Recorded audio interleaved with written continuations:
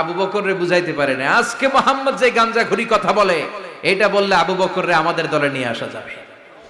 সবাই সাইয়েদনা আবু বকরের কাছে যায়, যে বলে, আবু বকর জানো নাকি তোমার নবী নতুন কথা আমদানি করেছে? কি বলেছে আমার নবী? তোমার নবী বলে মাঝরাতে বাইতুল মাকদাস গিয়েছে। বাইতুল মাকদাসে তখন দ্রুতগামী ঘোড়া দিয়ে ছুটলেও যেতে লাগে 15 দিন। অ্যাবাউট টার্ন কাম ব্যাক, ফিরে আসতে আরো 15 দিন। মোট কয় দিন? 1 মাস। যেতে আসতে 1 মাস।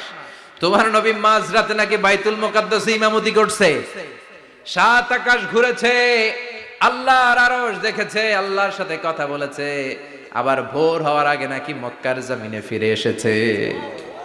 আবু বকর বললেন, আসলেই কি আমার নবী এই কথা কইছে?